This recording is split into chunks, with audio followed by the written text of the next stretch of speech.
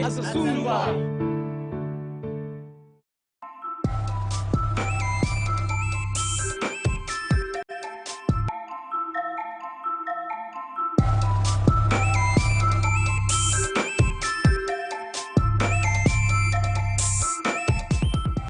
The TVWAN News is proudly brought to you by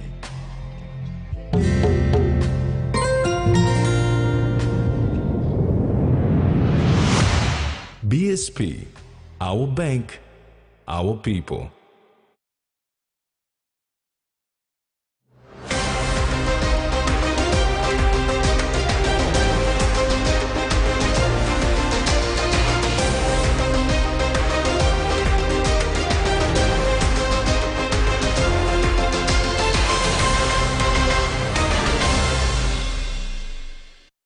Good evening, this is TVWAN News. Thanks for joining us.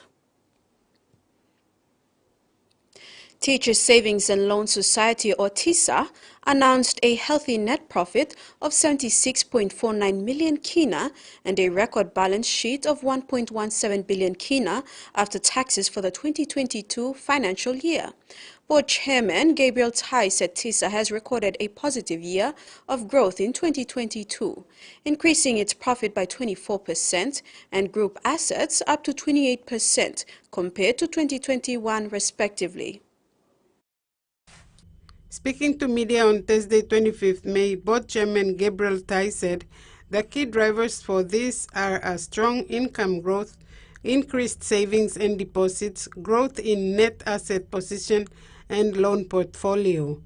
On behalf of the TISA Board and management, I am pleased to announce that TISA has achieved a significant milestone in reaching 1.17 billion kina, or 1.17 billion kina of assets on the balance sheet for the year 2022 financial year, since its humble beginning 50 years ago, way back in 1972.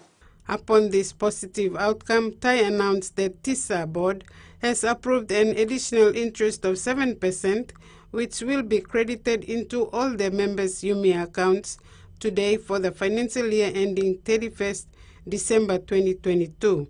He added that these results reflect the board and management's continued pursuit of the strategic objectives, which include providing affordable financial products and quality customer service, pay better returns to mutual shareholders, and thirdly, continuing the evolution of the society into a stronger and a more relevant organization for the future. The 7% interest is in addition to the 2% interest that is accredited to the members' general savings accounts, 2% interest to members' UMI accounts, and 6% interest to those members who have special savings accounts.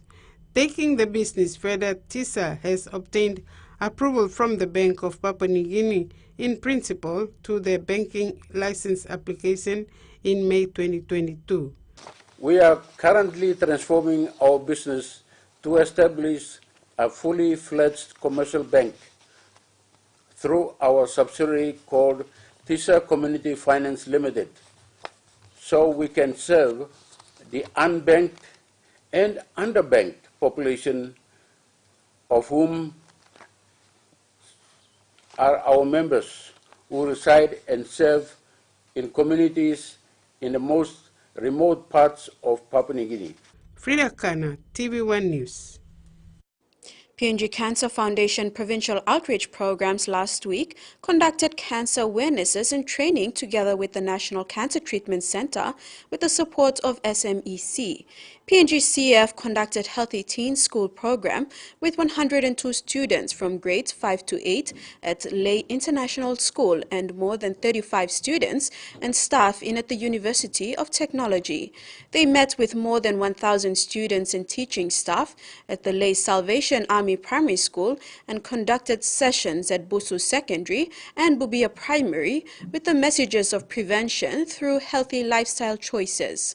Executive Manager Priscilla Napoleon said the two schools completed the schedule of 6 workshops for lay under the funding support of SMEC PNG. In addition to reaching 2,100 participants, 3,400 awareness materials were also distributed, extending the PNG-CF coverage in Morobe Province. Prime Minister James Marape hosted a farewell dinner for distinguished leaders for other Pacific Island nations to signify a successful end to the third Forum for India and Pacific Islands Cooperation Summit. Leaders from the Pacific Islands nations, including the Prime Ministers of India and New Zealand, also attended. Prime Minister James Marape set a warm and welcoming tone in his address, encouraging the Pacific Islands leaders to enjoy the night. The dinner was made special with traditional dances and songs, fostering joy and a sense of unity. Madame Rachel Marape delivered a heartfelt speech on behalf of the wives and partners of the Pacific Islands leaders, infusing the event with deep sincerity and goodwill. Governor for NCD Powers Pakop had the honor of bidding farewell the leaders on behalf of the city. He expressed his profound gratitude to the leaders for their attendance at the forum. He also commended Prime Minister Marape for orchestrating a highly successful two-day summit and fostering productive bilateral talks. Governor Pakop extended sincere thanks to each leader for their presence, acknowledging the constructive discussions and their shared commitment to progress. The farewell dinner served as the perfect finale to an essential summit symbolizing the collective progress and harmony of the Pacific Islands. The farewell dinner served as the perfect finale to an essential summit symbolizing the collective progress and harmony of the Pacific Islands. Carol Kido Jr., TV1 News. Air New Guinea recently hosted a special networking event for its travel and ticketing agents. This face-to-face gathering, the first of its kind since the COVID pandemic, aimed to inform agents about the airline's latest plans and developments while also providing an opportunity for discussions and questions. The special networking for travel and ticketing agents provided a platform for Air New Guinea to update its agents on the latest plans and developments within the airline, and a valuable opportunity for the agents to ask questions about the airline's products and services. Agents traveled into Port Moresby from offices including Kieta, Medangle, and Goroka to attend. Expressing his appreciation, ANG Acting Chief Executive Officer Gary Seddon thanked the 50-plus agents who attended, as he provided an update on the progress made since he assumed his position at the airline just 2 months ago. The ambitious fleet replacement program by Air New Guinea includes the acquisition of 13 state-of-the-art aircraft over the next 5 years, among which the notable addition will be the Boeing 787 Dreamliner. However, even before that, Air New Guinea plans to expand its fleet with 2 Boeing 737-800 aircraft and 4 -8 Q400 turbo. However, even before that, Air New Guinea plans to expand its fleet with 2 Boeing 737-800 aircraft and 4 -8 Q400 turboprops, all scheduled to arrive by September. Mr. Seddon emphasized the importance of restoring integrity in the airline's schedule and instilling confidence in its services. To achieve these goals, Air New Guinea is actively recruiting pilots and cabin crew to strengthen its operational capacity. Furthermore, the successful implementation of the airline's plans depends on the development of domestic airport infrastructure, such as strengthening and lengthening runways in certain centers. Under Mr. Seddon's leadership, Air New Guinea has already taken steps to enhance the customer service by initiating a skill enhancement program for frontline employees, including ground staff and cabin crew. The airline has also established a leadership program with the first batch of future airline leaders set to commence their training shortly. Carol Kido Jr., TV1 News. You're watching TV1 News. After the break, Ahi Mobile Clinic concludes and Treasury question for funds.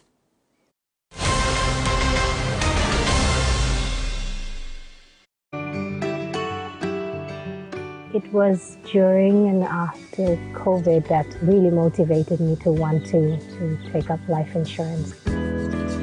I think savings is very important. And I think One Talk Delight provides a disciplined approach to savings, and it's a good investment to want to think about the future, because it's always nice to have plans for what you want to do later on.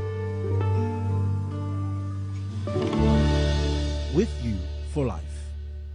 Whether we're playing sport, exercising for fitness, being active for work or play, just having some fun, or just chilling, there is one name we can count on that we know will keep us going strong. Skell Rice. Healthy, nutritious, delicious medium grain rice full of vitamins and minerals. Skell helps us maintain a healthy, active lifestyle so we can enjoy every day. Skell Rice. Skell Life.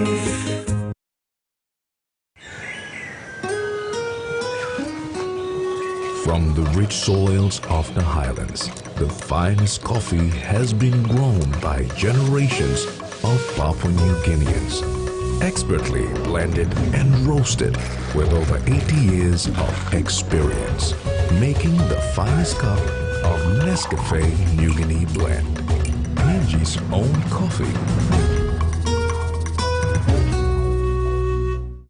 Our journey starts with you. We'll be there from the start, right through to your life's adventures. We'll ensure comfort and make your safety our priority. We'll take you to memorable moments, no matter where it begins. And we'll get you there like we've always done. The 4th generation coaster bus, more than just a bus.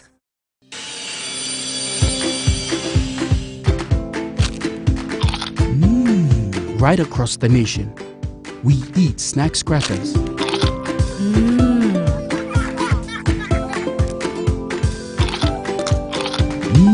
Any trupla.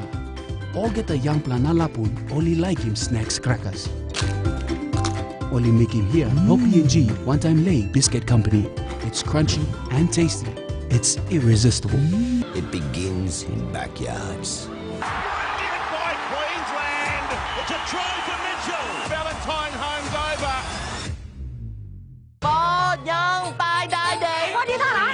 I don't like my chickens live, okay? I like them dead, deep fried. I want to show him a good time, Hong Kong style. You get a massage from Chinese girl people? Oh, I got that out. Oh, let me get her in the black, her in the pink. Hey, baby. Hurry up. Man, what's wrong with you? You don't jump in front of a black man in the buffet line. I don't know him.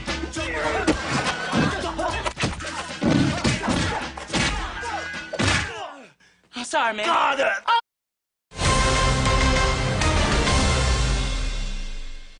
Welcome back. The Ahi Mobile Health Clinic was recently concluded at Wagang Village in Morbe Province. The program, carried out by PNG Family Health Association in partnership with the Ahi Hope Foundation, treated hundreds of people from the 6 Ahi villages. The Ahi Mobile Health Clinic program, which is carried out by PNG Family Health Association in partnership with the Ahi Hope Foundation, came to a close on Friday, May 19th. Supported by Ahi Investment Limited, the health program was brought to the 6 Ahi villages, starting with Yalu on April 24, then on to Kamkumung, Butibam, Hengali, Yanga and Wangang. This was a pilot project that conducted general and sexual reproductive health awareness and treatment, including eye and vision diagnosis. Group, but I'm so thankful that we've brought this program to the end. But I hope this is not going to be the end of everything else. We will have to try and negotiate to try and bring the program back in the near future. After we go back, sit down, evaluate what has happened so far. Since this is a first-of-its-kind program by the Ahi Group of Companies, Chair Lady of Ahi Prudential Development and President of PNG Family Health Association, Nellie McClay, said they will learn and improve on it, whether through the Youth Desk, Infant Maternal Health Desk or General Health. She said PNG Family Health Association will support the program to bring health services into the landowner villages. We expect people to take themselves out of the villages and go and look for medical services in town. Why can't we bring it to the doorstep? Make it easier for our people. And I think it's important that this partnership continues on and we learn from it. McClay said so far they have learned from villagers that not enough awareness was conducted and the youth were not involved as well. However, the program was applauded as the elderly did not have to venture away from the village to get their eyes checked or get medication for general ailments. Mumase Highlands Regional Coordinator of PNG FHA, Mavia Mumuan, thanked Ahi Hope Foundation for trusting them to roll out the program, outlining that this is a learning process for all of them. One of the areas that needed improvement was youth participation. Mumuan challenged Ahi leaders to encourage their young men and women to access the services provided, especially sexual reproductive health. Salome Vincent, TV1 News. The Defense Cooperation Agreement with USA aims to save and improve PNG's economy. Prime Minister James Marape outlined this during a breakfast session with the lay business community on Thursday. Prime Minister James Marape was in Ley for 2 days this week.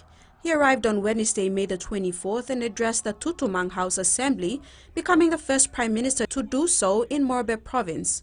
On Thursday, May the 25th, he had a breakfast session with the business community at the Ley Yacht Club. During that time, he gave brief overview of his visit to the University of Technology the previous evening to address concerns regarding the PNG-US Defense Cooperation Agreement. PM Marape clarified that the DCA is nothing new, alluding to the Defense Visiting Forces Act 1975, which sets out the basis on which defense forces of friendly countries, together with certain civilian support staff, may be in PNG. The Act also provides for the state to enter into agreements with other countries in this regard. PNG has signed defense cooperation agreements with Indonesia and Australia. Marape said the DCA, including other government deals, are all interlinked to save and improve PNG's economy. At the very earliest, we want to push the economy to a 200 billion economy. At that threshold, we will sustain the population growth that has been happening consistently about 3% for the last 48 years. Yet the economy has not been about 3%. We look at 3% as a cover figure, 3% and above. That is where our population has been growing. Marape further divulged that the deal to bring USA's military support in it is also to address domestic security issues. With the DCA website, we've also signed an agreement for the Ship Riders Agreement with USA Navy.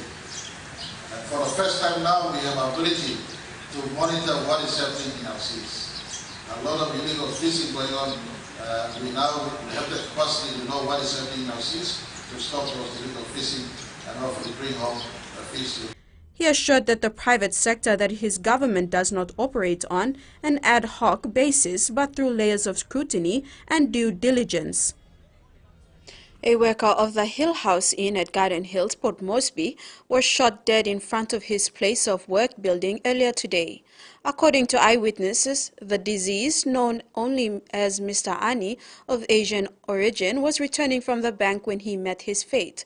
Eyewitnesses said Mr. Ani was driving into the building car park when 4 men emerged from a grey sedan that was following closely behind, and one of the suspects shot the unsuspecting Mr. Ani through the driver's window at close range. He died instantly. The suspects fled the scene after they removed valuable items from Mr. Ani's car. A male resident rushed Mr. Ani to the emergency ward at the Pacific International Hospital. He also called the police who attended to the crime scene.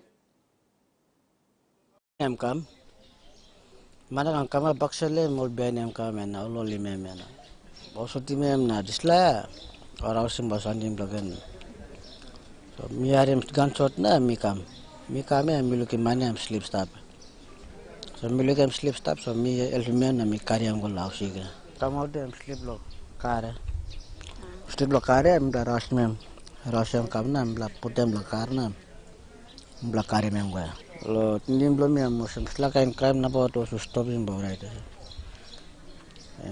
Police na about buki work dono lo pani slagan man olimol. This is TV1 News. We'll have a look at what's making headlines overseas when we return. Stay with us.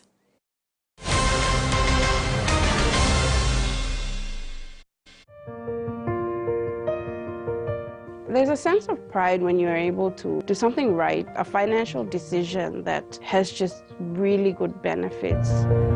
With BSP Life Insurance, there's that alleviation of that worry when you pass away. The benefits of the BSP Life Insurance would meet those expenses on behalf of my family. If you're young and you have kids, you owe it to your children to make sure they're not left behind when you pass on. With you for life. He says the best Hunters players come from his region. So does she. But there's one thing that brings everyone together. SP Lager, Bunyamyumi. A true champion is measured by their courage, their determination, and their passion to never give up and to always keep trying. With a delicious Milo in milk taste and added nutrients, Milo in milk is a great way to fuel our little champions with nourishing energy every day. Because true champions give it their all. Milo, PNG and Mia. Prime PNG made. All One Talks adds some excitement to your festivities with the Flame Easter Bonanza. Win a slice of a whopping 300,000 kina by purchasing the Flame Family Bundle Pack, which includes rice, sugar, flour and vegetable oil, all in one go. Highlight these goodies on your receipt and scribble your full name and contact details on the back and pop it in the entry box in selected stores across PNG. 4 fortnightly draws, 100 winners, 3,000 kina each. You don't want to miss out. This promotion ends on the 31st of May. Flame, strength and energy. Terms and conditions apply.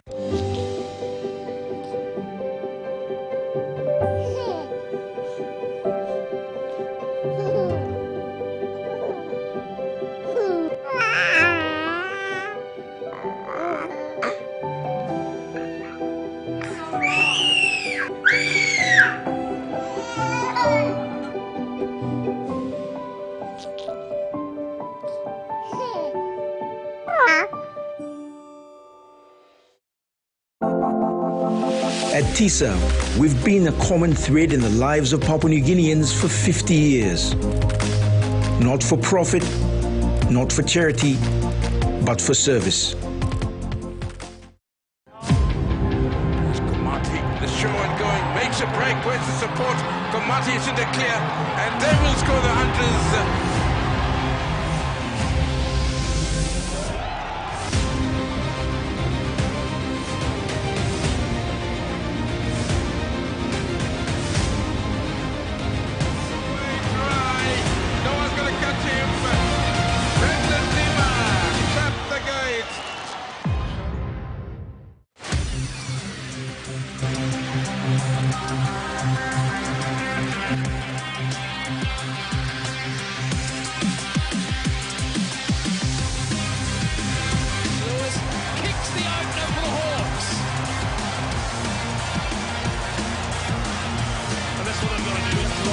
To the goal mouth he goes.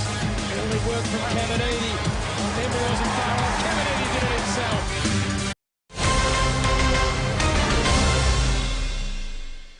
Welcome back. Despite fears it'll lead to widespread cheating, experts are urging governments to overturn a classroom ban on artificial intelligence and ChatGPT. It's currently banned at public schools in every jurisdiction except South Australia, where teachers can use it. But private schools are embracing it, leading to fears of a digital divide. Coming along to learn a bit about AI and history. It's banned for most public students, but at this private school in Sydney's West, it's considered essential for Year 12 history.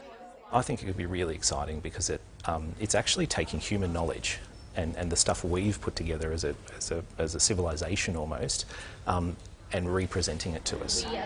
For Arlene Kumar, this history extension class could be worth 30% of her final mark. It's also personal. For my historical investigation, I'm talking about my family and the history of indentured servitude coming from Fiji as well as Mauritius. History is often the search for killer quotes and sources. Arlene and her classmates say AI means they can find them in minutes instead of hours with Google. It saves us a lot of time, especially us students in Year 12, where time is money. Time is money, and you know, we need all the time we have. It's given us a description of the lesson. That's not my words, that's the AI. Yep. Teachers are discovering its potential too, as overworked staff grapple with rewriting hundreds of lesson plans after national curriculum changes. It takes 2 minutes to come up with that instead of 20 or 30 minutes or an hour. With AI banned in public schools, experts are warning a digital divide could develop, where richer students power ahead while poorer students are left behind. Banning it isn't going to be sustainable. We've got a responsibility as educators to be working out how best to use these tools to improve our teaching. Experts hope education ministers will reconsider the ban when they meet in July.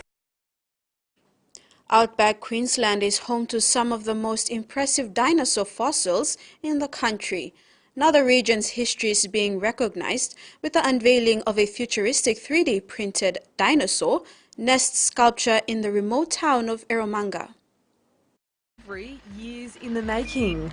This dinosaur sculpture in Outback Queensland was crafted by 3D printers. The 2.5 metre piece was inspired by a long-term volunteer.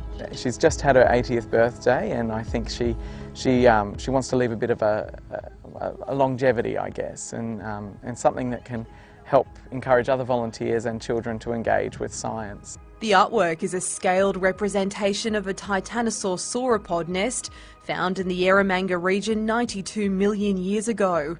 An adult would have measured 30 metres long and weighed over 60 tonnes. These little characters were about this long, and they popped out of they must have been tough little things that grew very, very quickly. I'm sure they, must have eaten a lot of food to get up to their 28-metre length of their parents, and how the parents didn't step on them. This little sculpture has a perfect example of how big the footprint would have been, and there's the little babies sitting inside the toe of the footprint.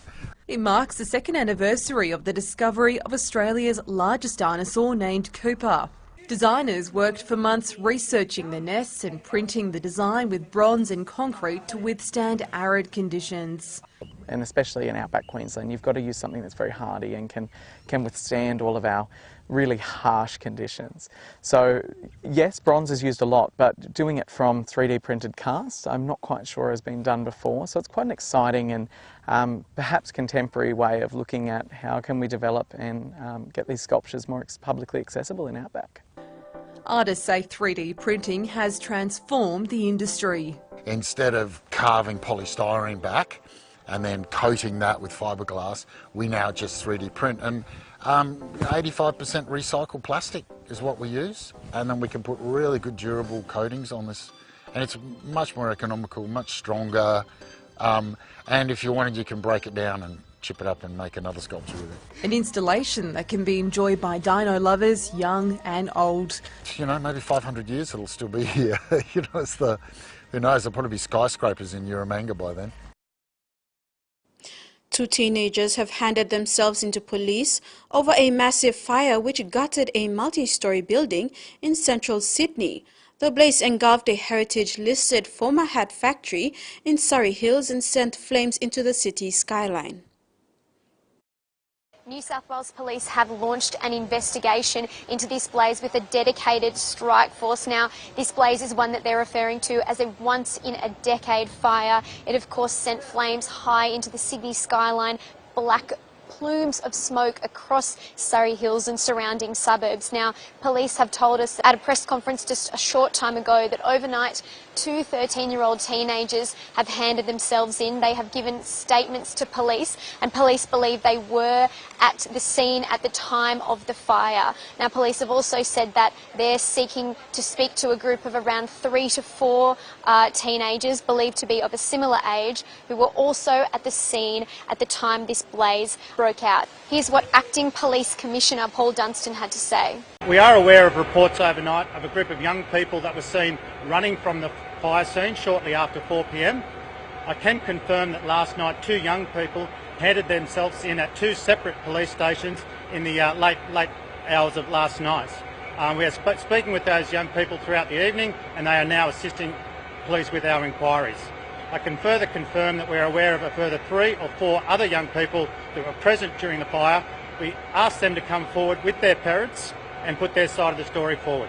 Now, another thing police told us earlier this morning was their concern about rough sleepers. The night before this blaze, 15 people were sleeping in the building that was razed at 4 p.m. yesterday. Police say they have been able to track down 13 of those, but 2 people remain unaccounted for. Now, down here on the ground, police are continuing to work very closely with firefighters. Firefighters have put drones up into the sky to assess the structural damage to the building because, of course, when the building collapsed and fell in on itself, it left just the front and the back of the building. So there have been concerns about the structural integrity and the safety.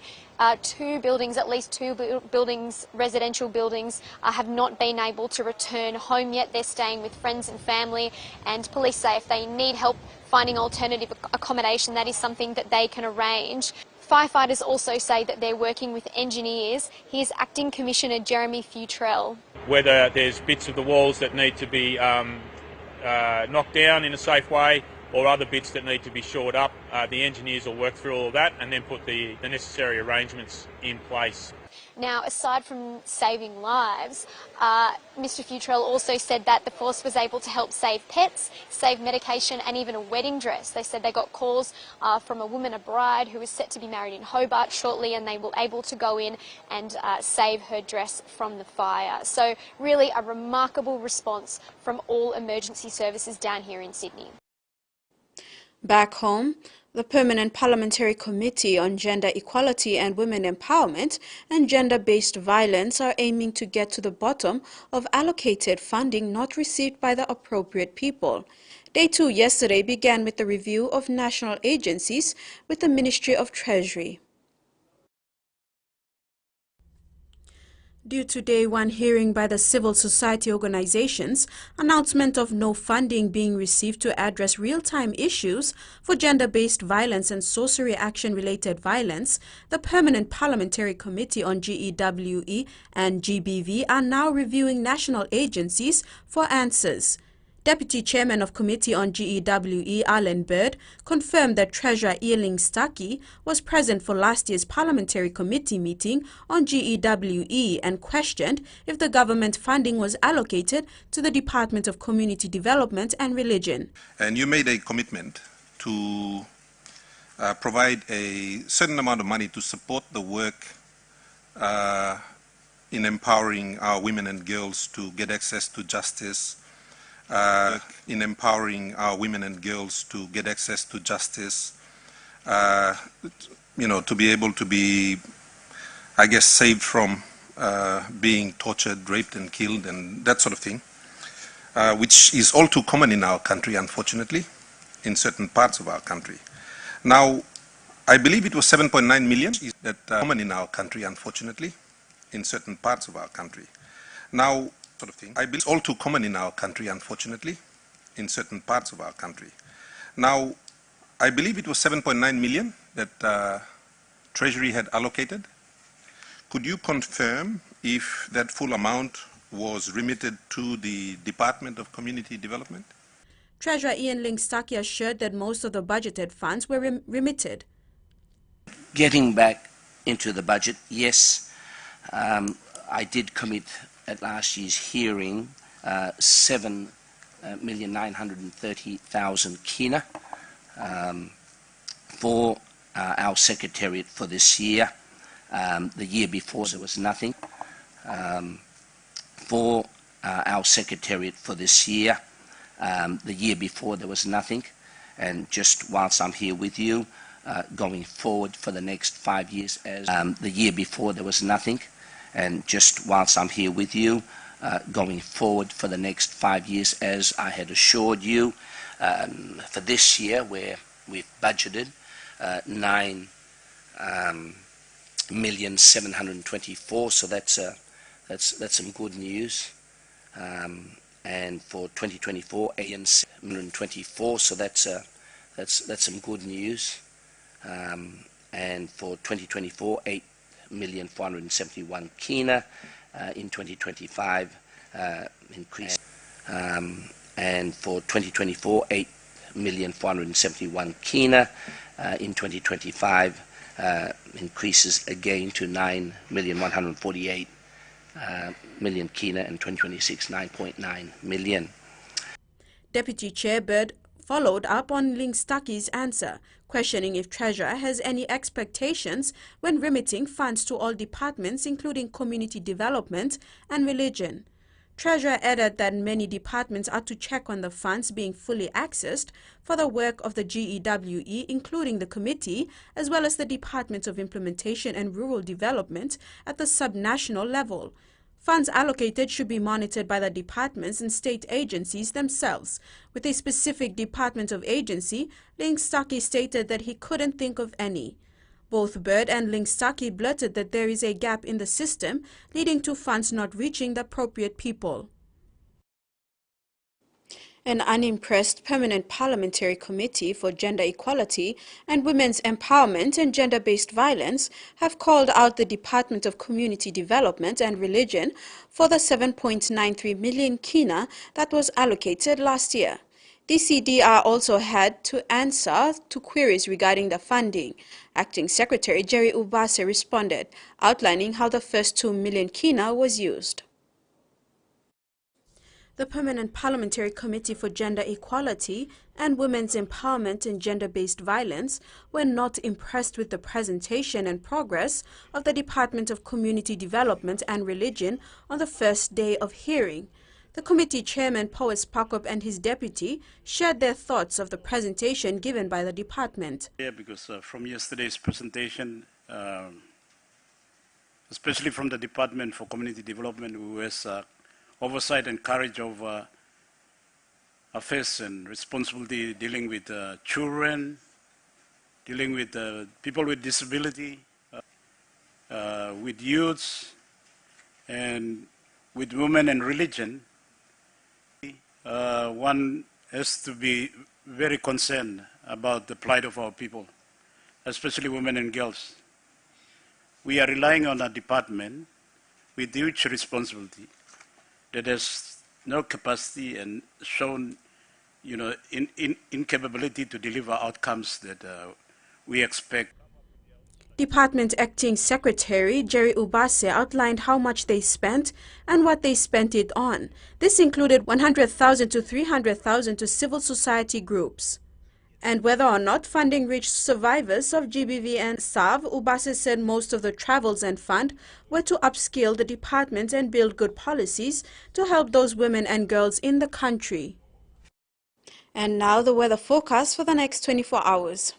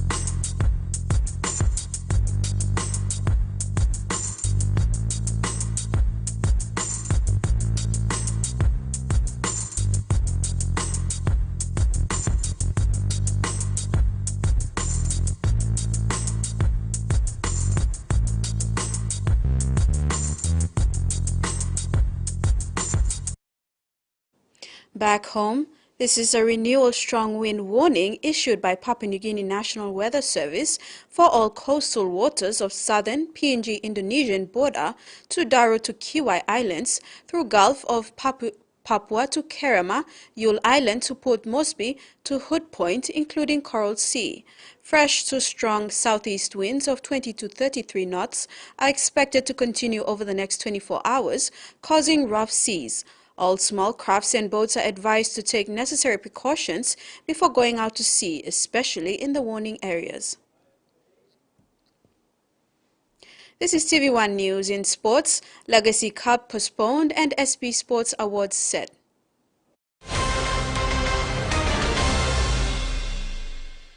Find any opportunity to smile, and when they smile, so do we. At Colgate, we want every child in PNG smiling. To all mums out there, encourage good brushing habits early on. It only takes you 2 minutes to teach your child how to brush twice a day for strong, healthy teeth. Come on, mums, it's you first. Start a healthy habit with Colgate today. Brush, brush, brush, 2 times a day. Brush with Colgate. Remember the joy of playing with your toys as a child? At Money Plus, we believe that every small business deserves a chance to build and grow. That's why we offer asset financing. Our chance to building something new, to see a different point of view. With Money Plus, we're ready to go. Mipla halivim wari belong you.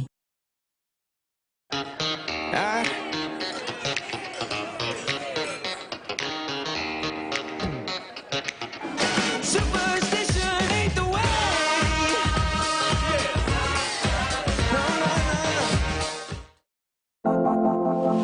At TISA, we've been a common thread in the lives of Papua New Guineans for 50 years. Not for profit, not for charity, but for service.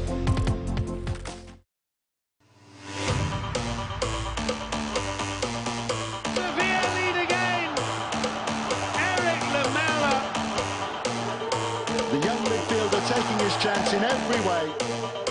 It's Roma on their way to Budapest. Leverkusen 0, Roma 0, Roma 1-0 on aggregate.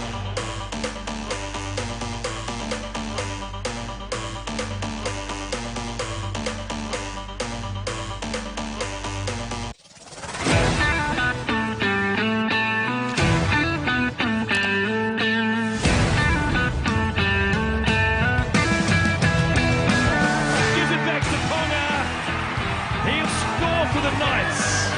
Oh, lovely pick on the pass for Parker and Manly lead. Now he takes Campbell on. Kalen Ponga. What a game he is having. Back towards that left side. Here's Goma running freely. Support on the inside. Here they come. Here's to Miller. Has he got the legs? Yes. Shut the gate. Moses to Miller. Look at it go, the offload, and here they come, the Vipers. Junior Kimau, he's over. Here's Wawe stepping his way through. He will score, very easy try, and the bar is on the board.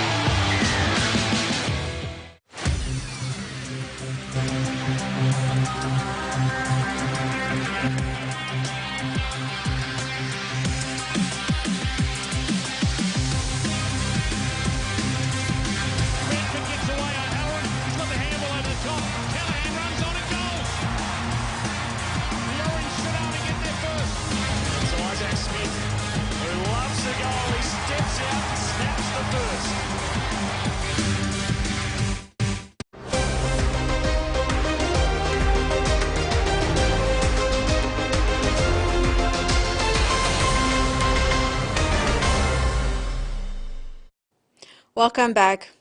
The prestigious annual SP Awards night is set for tomorrow night, Saturday the 27th of May, at the Crown Hotel, Port Moresby. This year's 31st edition of SP Awards is expected to return with all its glamour and splendor for the first time after a 3-year hiatus due to the COVID-19 pandemic. Finalists are vying for this prestigious sports awards ceremony in 11 different categories. There are 3 nominees for each categories. Team of the Year boasts 3 female teams, the PNG Lewas Cricket, Women's Tennis and the PNG Women's National Soccer Team. Lewas Tanya Ruma has been nominated for Female Athlete of the Year. 2 teams from the Morobe province have been nominated for the National Performance of the Year, the Morobe Hammerheads and the Lay Natives Football Club. Nominees from tennis and cricket stand out in this year's award nominations, illustrating athletes in these categories have worked hard to be listed for an award. Donna Longboot, performing in athletics and badminton, is up against fellow athletes Stephen Abraham and table tennis Hauda Agari. Jordan Sere, Fidelis Wasari and Charlie Dumavi are nominees for Sports Photo of the Year. The SP Awards presentation dinner will be held at the traditional home of the awards, the Crown Hotel. Rugby league great Mark Spud Carroll will officiate as SP Sports Awards guest speaker this year. Salome Vincent, TV1 Sports. SP Sports Awards is set for tomorrow evening. Winner of last year's SP Sports Photo Award, Fidelis Wasari, has been nominated again. The photographer from Quantum Medium Limited is hoping he gets it again. Winner of the last year's SP Sports Photo Award, Fidelis Wasari, said he enjoys capturing sports moments because they are memorable. They inspire athletes but motivate him as a sports photographer. The winner for the SP Sports Photo of the Year award goes to Fidelis Wasari. The young photographer has his own way of selecting photos. Each one tells a story. Fidelis selected his best sports photo moment and submitted it, earning him a nomination. He is convinced it would get him the award. He said the picture he chose has a strong meaning behind it and stands out from all his other pictures. The picture shows courage and confidence of the athletes running barefoot and winning the gold. His photo was nominated for the 2023 Sports Photo Award of the Year after one submitted by Charlie Dumavi and Jordan Sere respectively. Only one photographer will be awarded. Fidelis thanked his employer Quantum Media Limited, the subject of photograph, and the award selection committee for another shot at this award. Rex Lita, TV1 Sports. The SP PNG Hunters will kick off their 4 consecutive home games this weekend against Northern Pride in round 11 of the QRL Host Plus Cup at the Santos National Football Stadium. When they met in round 5, Northern Pride proved too strong for Hunters 34-14 at Barlow Park, Cairns. Coming off their second-half comeback loss to Wynnum Manly Seagulls last week, PNG Hunters would be looking for a strong start against Northern Pride tomorrow to avenge their loss in Cairns. Hunters have a tendency of allowing opposition teams to hit their strap in the first half before launching a comeback, which has backfired on them, especially playing away games. This was evident against Wynnum last week. With the luxury of having 4 consecutive home games, the Hunters cannot afford to rest on their laurels, as visiting teams will not be easy beats. Hunters coach Stanley Teppent will not be expecting anything less than a strong start against Northern Pride, who are coming off a loss to South Logan Magpies 28-12. Teppent said though training has been normal this week, the boys are ready to back themselves up in a more committed performance against Pride. The team remains unchanged, with Jamie Mavoko and Sakias Komati starting at halves, while at dummy half, Wesa Tenza with Judah Rimbu on rotation from the bench. New front row partnership between Junior Rob and Tommy Moide remains, while Epel Capinias and Julius Jacopa will pack in from the back with Captain Ila Alulocks in the scrum. From the bench, Sunny Wabo, who scored a double coming off the bench last week against Wynnum, will be the Hunters' X-Factor tomorrow alongside young prop Kosobandi. If the Hunters can play with a bit more intent and passion and remain resilient in their set plays and defense for the entire contest, they can reverse the curse of Northern Pride, which would be good for their confidence moving into their game against Tweedhead Seagulls next week. Salome Vincent, TV1 Sports. Auckland City have completed a remarkable fight back to beat Ifira Blackbird 5-4 on penalties at Freshwater Stadium in Port Vila and make Saturday's final of the OFC Champions League 2023. The remarkable match was an absolute thriller, one that will be remembered for many years, and it was a shame there had to be a winner as the outstanding Thomas Napakaurana missed with the very final penalty kick. Down 2-0, two-thirds of the way through the roller coaster match, the 10-time champions were just 3 minutes away from being on the receiving end of one of the all-time upsets before locking up the scores at 2-2. The first 20 minutes was a contrast in styles between Auckland City's possession-based approach and Ifira's flair on the counter-attack. The Kiwi team's measured build-ups were often matched by dangerous Ifira Blackbird breakouts. The local team had 2 shots on goal to City's none in the first 25 minutes. The first goal was a belter and came from yet another Ifira breakout. An acrobatic clearance by Thomas Napakaurana in the Ifira box led to rapid ball movement up the right-hand touchline, and the cross found Kerry Yawak, who smashed a superb shot past goalkeeper Connor Tracy into the left-hand side of the goal. Cross, he appealed for a handball in the meantime. The second half started as the first had panned out. Fluid, fast-paced and action-packed. Ifira stuck to the game plan of sending possession wide to rampaging wings. Their second reward emerged in the 60th minute, following a yellow card to Den Haija.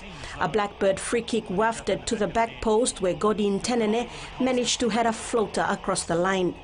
2 substitutions changed the complexion of the game as Tong Zo and Ryan de Vries provided more spark to the Auckland City attack, with de Vries getting a touch on a corner in the 68th minute to reduce the deficit by 1. The equaliser came in the 5th minute of added time as de Vries latched onto a loose ball in the penalty box and slotted home. 2 15-minute periods of extra time followed. Auckland City had the best chances in the first spell as Joe Lee's close-range effort was blocked by a despairing slide from Ifira skipper Samuel Coloros, and a thunderbolt from Tong Zo struck the crossbar. Auckland City were millimetres away from the win in the final moments of the match, but Coloros sensationally cleared off the line, leading to the dreaded penalties where Coolheads and the trailing leg of Connor Tracy prevailed. Salome Vincent, TV1 Sports.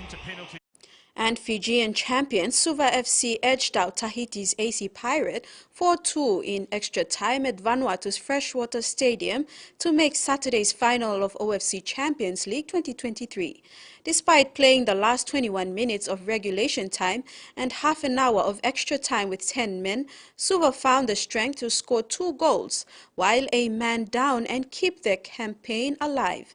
After the pulsating drama of the first semi-final, won by Auckland City FC on penalties after an epic battle with Port Villa, locals Ifira Blackbird, the second semi was a more sedate affair, with the first half never truly engaging the healthy crowd. Saturday's final between Suva FC and Auckland City will determine who represents the Oceania region at the FIFA Club World Cup in Saudi Arabia this December. The final 7-team event before the tournament is expanded to 32 teams in 2025. Here is the rest of the match highlights of the second semis.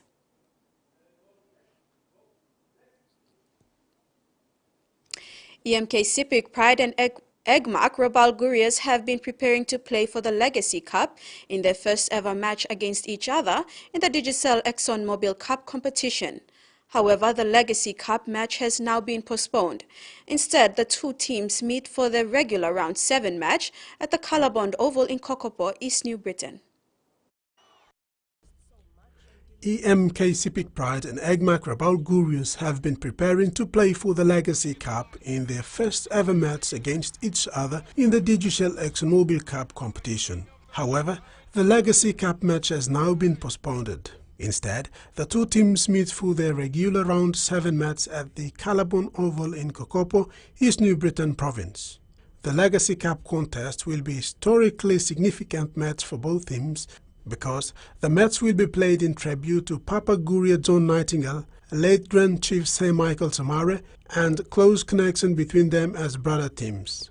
Team manager for EMK Sipik Pride Bradley Simon says the Legacy Cup match is a tribute to John Nightingale of Rabal Gurias, who contributed a lot in supporting rugby league in East Sipik, and the fruit of it is EMK Sipik Pride. It is also a tribute to late Grand Chief Sir Michael Samare, who presented the trophy to WeWork Rugby League.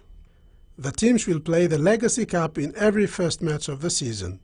The Cup match will serve as a reminder to players of both clubs and the supporters in the years to come. The first Cup match will be held in WeWork. Meanwhile, looking at the first ever match between them tomorrow at Calabon Oval in Kokopo, the contest is expected to draw a huge number of supporters because of their shared history. Simon said the match will have a split crowd on the field, some supporting Gurias and others supporting Pride. He added that it feels like homecoming for the boys and the team is looking forward for an entertaining match. Rex Lita, TV1 Sports. An intriguing Pool B showdown is looming between East New Britain Egmac Gurias and EMK Sepik Pride to kick off round 7 of the Digicel ExxonMobil Cup this Saturday at the Calabond Oval Kokopo, with a good number of former Guria players moving champ to join up with the new Sepik franchise. This could be seen as the battle of big brother and small brother.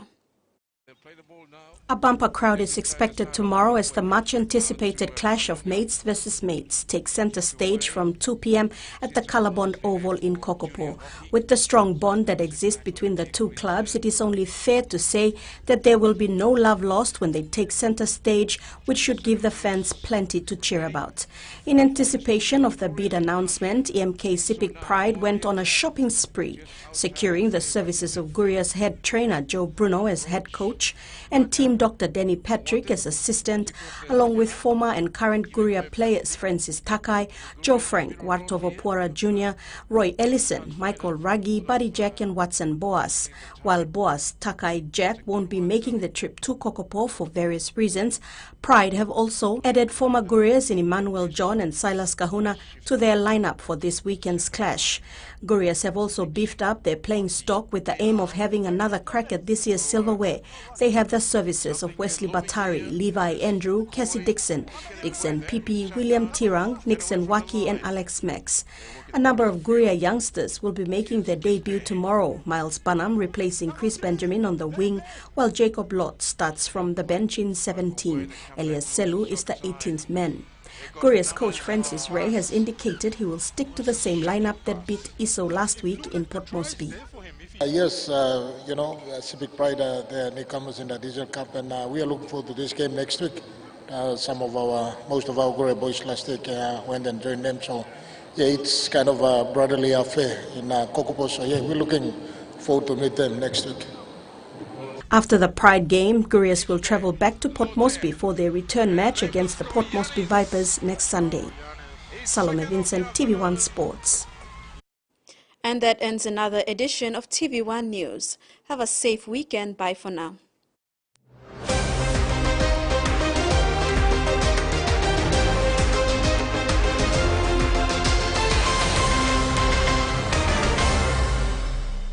The TV1 News was proudly brought to you by